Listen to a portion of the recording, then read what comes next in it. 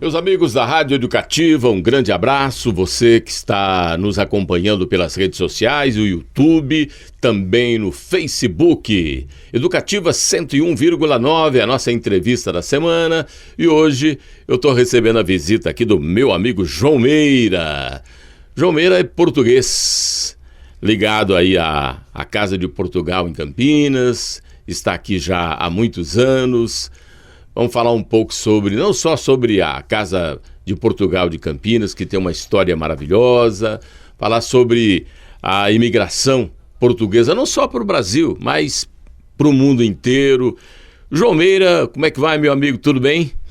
Amigo Jota, tudo bem? E começo por te agradecer por esse convite, porque na realidade os veículos da informação é um dos pilares da sociedade democrática de um país.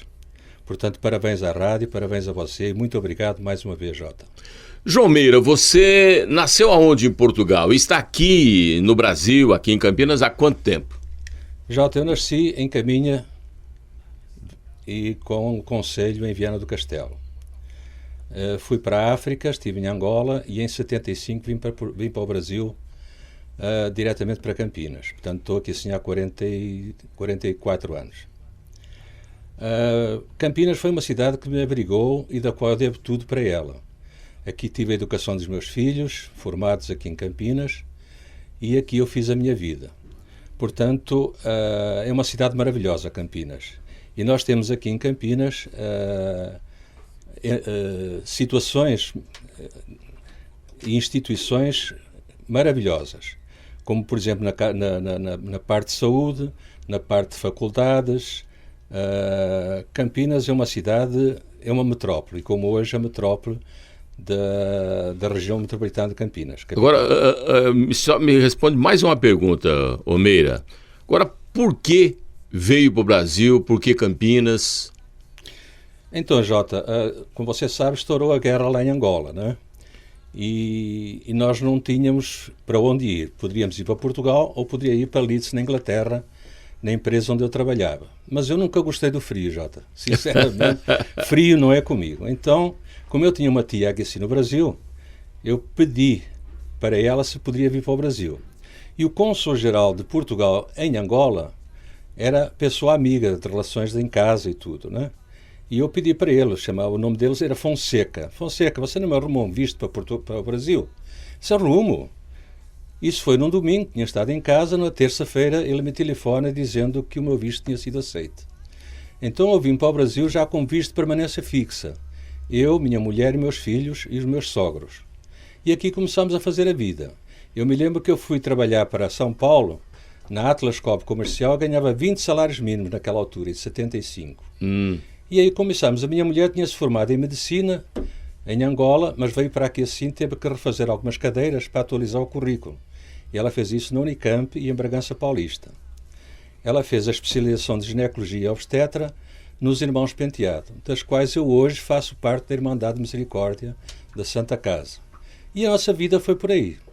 Aí eu comecei a trabalhar lá, depois vim para Campinas, fui para o Grupo Almeto e depois me estabeleci, juntamente com alguns portugueses amigos nossos, e a minha vida é essa. Maravilha, esse é o nosso amigo João Meira.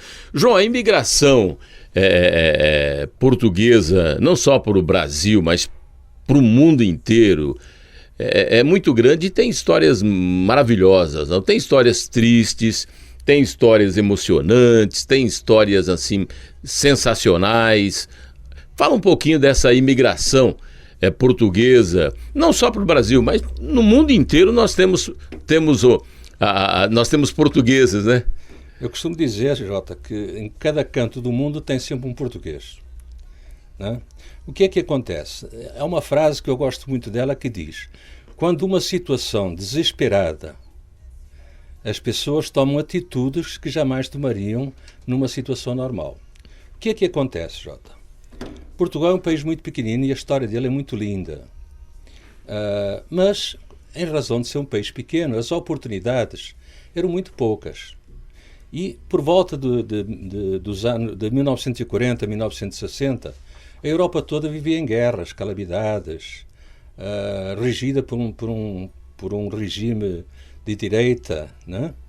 das quais, por exemplo, em Portugal tínhamos o António de Oliveira Salazar, na Espanha tínhamos o Franco, na Itália tínhamos o Mussolini. Enfim, era um regime terrível. Não havia liberdade, mas havia respeito.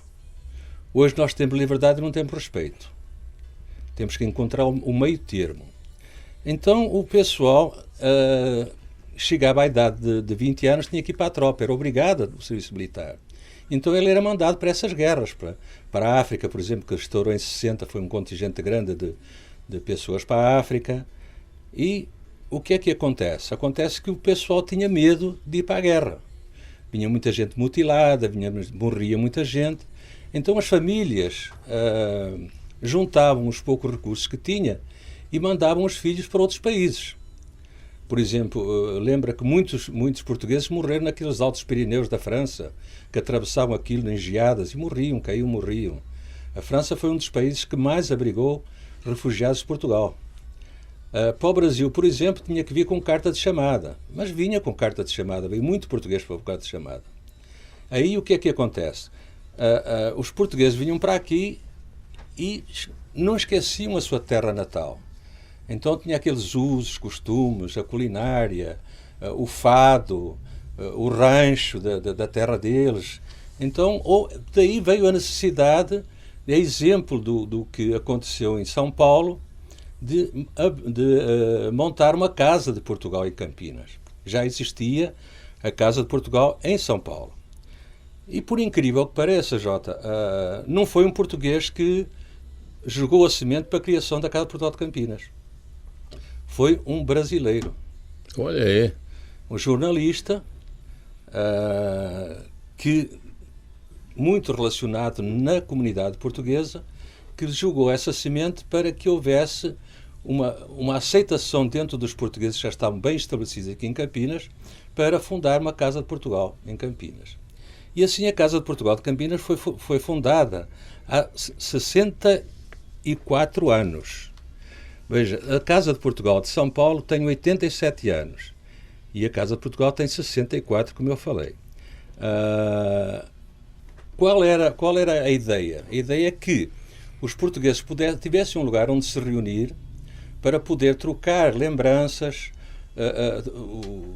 ter a culinária portuguesa, que é muito rica, é muito boa, ter o rancho folclore, montar um rancho folclore, também tem 63 anos, aqui em Campinas, e poder assim abraçar os conterrâneos e assim ter notícias. Esse foi o fundamento da Casa de Portugal de Campinas. Hoje a Casa de Portugal de Campinas ela abriga mais a sociedade luso-brasileira, portanto de Campinas, do que propriamente os portugueses. Porquê? Porque os portugueses deixaram de emigrar para o Brasil, para outras terras. Portugal chegou num ponto em que é mais gostoso ficar em Portugal, mais rentável ficar em Portugal do que emigrar. Porque hoje você tem indústria, hoje você tem turismo, hoje você tem meios de vida. Naquela altura não tinha. Os filhos dos portugueses que chegavam a uma idade de 17, 18, 20 anos, não tinham escola, tinham o primário simplesmente, mas não tinha nada, não tinha água encanada, não tinha absolutamente nada. Então eles emigravam, que era a única saída que tinha, que é o que eu falo. Quando existe uma situação desesperada, as pessoas tomam atitudes que jamais tomariam numa situação normal. Essa é a realidade. Hoje não, hoje praticamente o pessoal fica em Portugal. E muitos brasileiros estão indo também para Portugal. Por N motivos, pela sociedade, pela segurança, pelo trabalho, né? As coisas inverteram. Tanto assim que hoje nós temos dificuldade de eleger presidentes da Casa de Portugal em razão de não termos nomes de jovens que queiram ser presidentes da Casa. Tenham essa estrutura. E de maneira que as coisas se mudaram dessa forma, viu, Jota? Tá aí o João Meira falando sobre a Casa de Portugal aqui em Campinas, a imigração portuguesa não só para o Brasil, mas para o mundo inteiro. Mas o objetivo da Casa de Portugal ainda hoje é o mesmo ou hoje ela tem um outro tipo de trabalho também? Não, a Casa de Portugal hoje, como hoje está voltada mais para a sociedade luso-brasileira, né? Nós temos as nossas tradições de músicas portuguesas, de culinária portuguesa, mas abrimos um pouco de espaço para para a música popular brasileira também, não é? Então, hoje então é um misto ali assim, porque temos muita gente que vai na Casa de Portugal sem ser brasileiro. Por outro lado, a Casa de Portugal de Campinas, há mais ou menos 40 anos, ela tem o consulado honorário de Portugal na Casa de Portugal de Campinas. Tá? Nessa altura, o consulado ele tinha autonomia para fazer diversos documentos, provas de vida, reconhecer documentos para ser enviados a Portugal, tinha todas as prerrogativas. O meu amigo cônsul honorário João Serra, que durante mais de 30 anos ele presidiu o cônsul honorário. Hoje a situação mudou em razão de tudo muda, claro, com a informática, né? Então você hoje quer qualquer documento português, você tem que entrar em contato pela internet, no site da Casa da Consulado de Portugal em São Paulo, e você lá tem um menu, você escolhe o documento que você quer tratar e faz tudo eletronicamente. De 2 em 2 meses vem um funcionário do Consulado de Portugal a Campinas que vai colher assinaturas, autenticar documentos e fazer toda essa parte burocrática de documentos de Portugal aqui em Campinas. É pouco tempo. Haja visto que só em Portugal, só em Campinas e na região metropolitana de Campinas, nós temos por volta de 50 mil portugueses. Caramba, bastante gente. Muita gente, né? Em Campinas devemos ter uns 18 mil portugueses e descendentes de Portugal. Então, faz esse serviço. O cônsul honorário hoje, o consulado de Portugal hoje em Campinas, ele é praticamente uma figura decorativa. Ele não faz absolutamente nada de reconhecimento de documentação. Digamos que é um elo de Campinas com o cônsul em São Paulo. Tá? E mudou muito, em razão da informatização, mudou muito. E qual o tipo de documento que os portugueses procuram no consulado? Por exemplo, quem quer viajar tem que ter o passaporte. Isso. Então o passaporte é um dos documentos. O cartão cidadão, ou seja, o bilhete de identidade, é outro documento. Às vezes prova de vida, a pessoa aposentou lá em Portugal e está aqui no Brasil. O que é que acontece? Como nós temos que fazer a prova de vida, saber que ele está vivo. Então tem que ir pessoas com 80 anos, 70, às vezes até pessoas com 90 anos têm que se deslocar a São Paulo para fazer a prova de vida. É um absurdo isso. É um absurdo. Mas infelizmente as leis são para se cumprir, não é? Porque a pessoa às vezes com 90 anos já está muito debilitada, não é? Então, mas esses são, por exemplo, o averbamento de casamento no passaporte, enfim, diversos documentos que precisa. Tem que ser feito tudo através... Cidadania, também tem muita procura? Muita procura, cidadania. Nós temos uma advogada que faz parte lá da Casa de Portugal que trata desses documentos. Temos lá o Pedro Peixoto, que te ajuda muito, que é hoje o cônsul honorário também, que ajuda muito para conseguir esses documentos. Às vezes dá umas dificuldades. Você sabe como é que é documentos. Falta uma coisa, falta uma vírgula. E o antecedente como é que estava. Né? E ele tem ajudado bastante nesse ponto. E está lá na Casa de Portugal o dia inteiro, né? Pode ajudar. Mas toda a documentação é feita hoje via internet, no site de Consulado de Portugal em São Paulo. Tá? Consegue todos esses documentos, Jota. Uma curiosidade, meu amigo João Meira. Você falou em aposentadoria. A pessoa, por exemplo, que pagava uma aposentadoria em Portugal, estava trabalhando em Portugal, e de repente veio para o Brasil. Não agora, não antigamente, agora. Ele veio para o Brasil e continua trabalhando aqui. Ele pode contar com aquele tempo lá ou não? Pode contar. E vice-versa também. Pessoa que trabalhou no Brasil e muda para Portugal. Então, se já aposentou, ele tem direito a receber a aposentadoria do Brasil lá em Portugal. E vice-versa também. E o tempo da aposentadoria também conta a mesma coisa, o desconto daqui para o desconto de lá. Tá? É claro que se ele aposentou aqui pelo Brasil, ele lá tem que fazer uma prova de vida também aqui para o Brasil. E vice-versa, que é isso que eu falo. Às vezes a pessoa com 80, 90 anos ou pessoa debilitada não tem condição de viajar. Nós estamos, por exemplo, a região metropolitana de Campinas para São Paulo, às vezes dá 300 km, 200 km, ali assim, né? E uma pessoa de idade num carro já custa ir, né? Já custa se movimentar, às vezes com cadeira de rodas, enfim. né? Essa é uma das coisas que realmente eu não concordo, e eu já manifestei esse descontentamento com o próprio cônsul. Tá? Mas leis são leis, têm que se cumprir. João Meira, meu amigo, falando aí sobre a imigração portuguesa para o Brasil, sobre a Casa de Portugal, sobre hoje o trabalho do consulado que fica em São Paulo, a Casa de Portugal, o consulado em Campinas, como você disse, é apenas uma ligação hoje, é um elo, né? E qual que é o site do consulado? Você tem aí de cabeça ou não? O consulado de Portugal em São Paulo? Se as pessoas quiserem entrar em... Mas também é só procurar, é fácil de achar, hoje. Consulado de Portugal em São Paulo. .gov.pt.br. Tá, então a pessoa entrou nesse site... Então, mas pega, pesquisa... pesquisa é fácil. Não tem assim, exato. Eu sei que você não é músico, mas você gosta de música também. Tanto é que é ouvinte da programação da Rádio Educativa, que é uma programação bastante eclética. Mas a manifestação musical portuguesa, ela é muito grande no mundo inteiro também, né, João? Onde você vai também, não encontra só o português, mas a música portuguesa também. É verdade, Jota. O que é que acontece? A tradição de Portugal, como nós temos aqui no Brasil também, lá, como é um país mais pequeno, podemos dizer que é bairrista. Aqui nós é por regiões ou por estados. Por exemplo, você tem o Rio de Janeiro, onde tem um sotaque diferente, e tem o samba lá, por exemplo, né? Uhum. Você tem São Paulo já com outro sotaque, você tem o Rio Grande do Sul com outro sotaque, né? Lá são regiões pequenas. Por exemplo, aldeias onde começou a surgir o regionalismo, são grupos de casas com 150, 200 casas ali assim, é uma aldeia.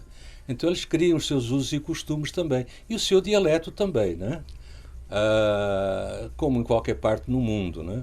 Mas a culinária portuguesa, que se baseia exatamente dentro dessas pequenas aldeias, né? Ela é muito gostosa. A parte de doces, a parte a culinária em si, em geral, né? Não tem dúvida nenhuma. Então, a música também. O que é que impera mais lá em Portugal? Naquele tempo, hoje já há uma miscelânea maior. A música dos Estados Unidos tomou conta, o samba do Brasil também tomou conta, enfim, hoje já há uma democracia em músicas muito grande. Mas a música regional portuguesa ainda continua sendo muito importante e muito ouvida, como os fados. Por falar em fados, nós vamos ter agora, acho que é para a semana que vem, um jantar típico português com fados. Olha que maravilha. Fados e tudo. Então, Jota, quem quiser assistir um bom fado da Casa de Portugal de Campinas, é só procurar na internet que encontra lá toda a programação, né? E isso vai exatamente, Jota, da raiz do povo, né? O povo tem essa raiz, é difícil perder porque, principalmente os mais antigos, os novos já passam um pouco, mas os mais antigos é difícil de... E você falou em fado, e eu me lembro aqui de uma história que uma vez eu estive em Portugal e eu, por indicação de amigos, você quer um bom fado? Você vai lá na Casa Machado, onde começou a Amália Rodrigues. Eu fui lá, realmente estava gostoso, estava bom demais. Mas aí um outro amigo lá de Portugal me falou, não, você quer fado de verdade mesmo, fado raiz, você tem que ir lá esqueci o nome do bairro agora, fica ali atrás daquele Palácio São Jorge, ali, aqueles bairros. Moraria. Moraria. Falou, você vai lá na Moraria. Lá, uns lugarzinhos bem pequenos, né? Uns restaurantes bem pequenininhos. Falou, ali você vai ter o verdadeiro fado. E realmente foi maravilhoso. Foi maravilhoso ali aquela noite, ouvindo aqueles fados ali na Moraria, Alfama, naquela região lá. Meu amigo João Menor, tem mais tempo ainda? Tem mais tempo ainda? Então vamos continuar falando. Esse aqui vai ser o evento nosso aqui? Opa, deixa eu ver aqui, calma lá. A fadista Ana Carla Lemos e o trio Lisboa em 3 tons. Olha só, rapaz. E além disso vamos ter a parte culinária, bacalhau assado na brasa e outros pratos, né? Então, que dia vai ser, João? Eu não estou vendo a data aí. Ou eu tô... Que dia que vai ser esse evento? Na Casa de Portugal, em Campinas. Ah, tá aqui, dia 15 de outubro. É dia do professor, não é? 15 de outubro? Então, dia 15 de outubro, Talentos do Fado, com Ana Carla Lemos e o trio Lisboa em 3 tons. Olha que maravilha, dia 15 de outubro todos estão convidados, vai ser um sábado, viu? A partir das... E tem que fazer reserva? Vai ser um sábado, 15 de outubro, a partir das 7h30. 7h30. Não é só comprar os convites, normalmente tem havido convites antecipados. E o convite já com o jantar, sim, tudo, sim, completo, né? O jantar são tudo. Maravilha, maravilha. Obrigado pela chamada aí, assim. Não. Estamos aqui para divulgar aí os eventos da Casa de Portugal. E a gente estava falando, você chegou a falar sobre Casa de Saúde, de outras instituições, não só no Brasil inteiro, mas mesmo aqui em Campinas, que tem a participação aí, a portuguesa, né? Outras instituições importantes aqui na cidade de Campinas. Por exemplo, Jota, a Beneficência Portuguesa tem 149 anos. Olha! 149 anos. A Santa Casa de Campinas, Irmãos Penteado, tem 150 anos. A Santa Casa já fez 150 anos. Você vê que instituições centenárias, não é? Você, por exemplo, vê o Instituto Agronómico, 135 anos. Então, Portugal teve essa... Campinas teve essa evolução exatamente... começou a crescer na época de epopeia do café, como a gente sabe, não é? E por aí foi, ou seja, cresceu. As faculdades, a primeira foi a PUC, logo a seguir veio a Unicamp. Não é? O Mercadão de Campinas tem 114 anos. Então, todo esse desenvolvimento de Campinas tornou Campinas uma cidade maravilhosa para se viver. Você encontra tudo de tudo aqui assim em Campinas. Por isso a razão de eu ficar aqui em Campinas também. Olha aí. É claro que eu não perco as minhas raízes de ir a Portugal. Mas a minha terra hoje é Brasil. Aqui nasceram os meus filhos, aqui eles se formaram, aqui eu fiz a minha vida, a minha mulher clinicou durante 42 anos. Então, e a sociedade aqui assim atendeu nós de braços abertos. Para que eu saí de Campinas? É verdade. Vou viajar, venho e pronto, e continuo aqui em Campinas. Quer dizer, muita gente hoje sai do Brasil, vai para Portugal, porque a situação de trabalho talvez lá esteja um pouco melhor que aqui. Exato, Jota. Hoje Portugal, o que é que acontece? Vamos ver. Portugal é um país muito pequenino, como nós sabemos, não é? Tem 15 milhões de habitantes. É praticamente a população da cidade de São Paulo. Não é? As oportunidades de indústria são poucas. Portugal foi buscar um nicho nas comunicações, nas startups. Portugal incentiva muitas startups para desenvolvimento de programas. Você tem uma ideia hoje, por exemplo, o consulado de São Paulo, de Portugal em São Paulo, o funcionário do consulado vem a Campinas com uma mala tipo 007. Ela abre a mala ali assim, você colhe a sua assinatura, você tira a sua foto, você autentica os seus documentos, tudo ali assim. Então Portugal está muito desenvolvido na parte de comunicação. Maravilha. Então o pessoal vai para lá, fica lá e faz a sua vida lá. Porque o parque industrial é pequeno, o parque industrial de Portugal. Mas pequeno, mas com indústrias renomadas. Por exemplo, nós temos uma cerâmica lá em Portugal que fazia a louça para a rainha da Inglaterra, para a Rainha Elizabeth II. Então, cutelaria, tem fábricas de cutelaria que são de nome internacional. Coisas pequenas, mas boas. Tá? Agora, tudo isso veio desde os primórdios. Por exemplo, eu me lembro, em casa, semeavam o linho, colhiam o linho, secavam, tiavam o linho e faziam as roupas de linho, naquela altura. Olha então só. Não havia mais nada, era aquilo. O comércio em Portugal era um comércio praticamente dos produtos feitos em Portugal, colhidos em Portugal, semeados em Portugal. O comércio era muito pequeno. Os jovens eram obrigados a trabalhar no campo, ou na família dos pais, ou então dia a dia. E o dia a dia era nascer do sol, pôr do sol. E não havia carteira de trabalho, não havia benefícios sociais absolutamente nenhuns. Então qual era a perspectiva que tinha esse pessoal? Nenhuma. E mais as calamidades e mais a guerra. Então o pessoal tinha que fugir. Que é aquilo que eu volto a repetir. As situações fazem a pessoa. Verdade, verdade. Né? Tá bom, João. O nosso tempo já está se esgotando. Eu quero agradecer a tua participação aqui nesse bate-papo legal aqui na Educativa e vamos nos reunir mais, falar mais sobre Portugal. Sempre é bom. Sem dúvida, Jota. Eu é que agradeço esse pequeno bate-papo. Estou ao dispor para aquilo que for preciso e um grande abraço, meu amigo. Tá aí, conversamos com nosso amigo João Meira, da Casa de Portugal, falando sobre Portugal aqui na Educativa. Nós ficamos por aqui.